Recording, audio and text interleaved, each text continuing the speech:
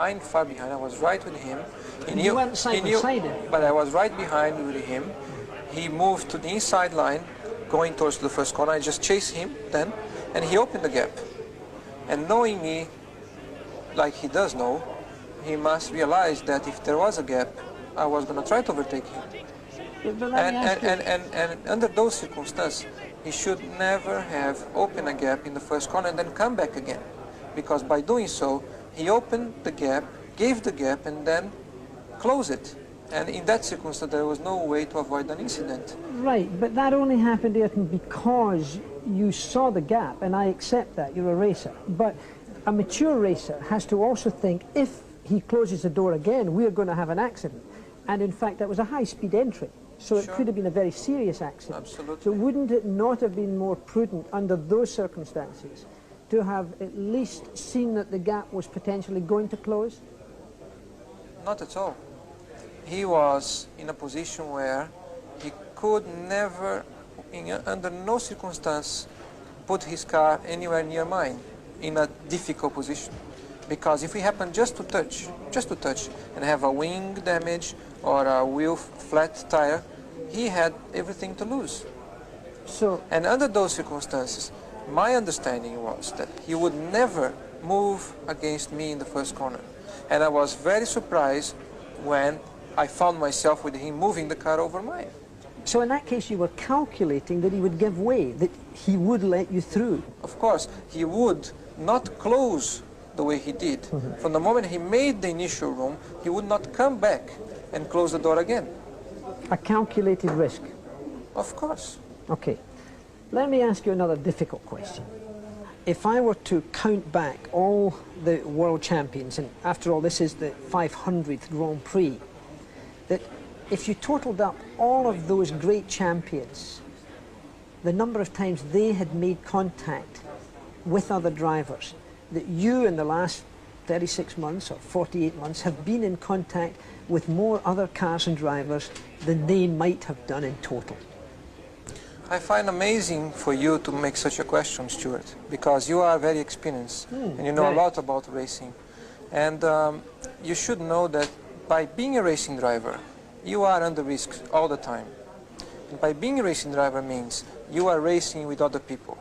And if you no longer go for a gap that exists, you're no longer a racing driver, because we are competing. We are competing to win. And the main motivation to all of us is to compete for a victory. It's not to come third, fourth, fifth, or sixth. But hasn't that always been the case? Sorry? Hasn't that always been the case of all the great champions? Absolutely. And if you go back in history, then you talk about incidents and so on, you'll find that I've been myself leading most of the races and finding back markers in front of me. And I was never involved in leading races and with other people. There were 3, 4 events only when I was leading a race in first corner and so on, like many other people have been involved. I have to believe, though, Ayrton, that there must be some fault, and I respect totally your ability. You're the fastest Grand Prix driver in the world. I respect that. But I have to speculate that it can't all be right, that you have this many collisions, if you like. Whether it be with back markers or whether it be with lead changes, it just happens too often. Don't you question yourself? I think it's all irrelevant. All what you're saying, Jack, is really irrelevant. Because I'm a driver that won more races than anybody over the past 3 years. I'm a driver that has been on pole position more than anybody in history. And I'm a driver that won 2 titles in the past 3 years.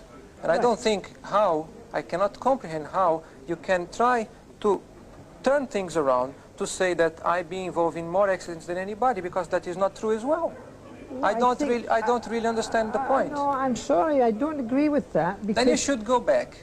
You should go back 10 years from the date of today and look not only the leaders. You should look the middle field and the back field drivers. I speak of the champions. And find by yourself that perhaps what you're saying is not quite right. Well, I would be happy to go back with you and go through the Fangiers and the Clarks and the Lauders and the Fittipaldis. You only have to go back 10 years, the modern Formula One. That's what we are talking about. So you feel totally comfortable that the technique of driving that you use has not in any way developed into a situation where the gap opens up and it's taken spontaneously. Because you do go for gaps, and we all have done it in our career. When there is a gap, it's designed for being in a competition at a very high level, with cars going so close as they go today, with the same horsepower, with the same level of grip, with the same load aerodynamic.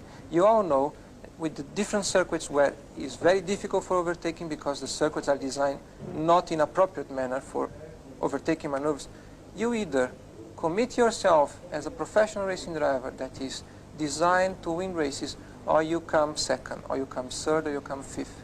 And I'm not designed to come third, fourth, or fifth. I race to win, as long as I feel it's possible. Sometimes you get it wrong, sure. It's impossible to get it right all the time. But I race designed to win, and as long as I feel I'm doing it right. Some people agree, some don't. In the end, I'm the one who is doing. I'm the one who is driving. And I can only do what speaks from my mind.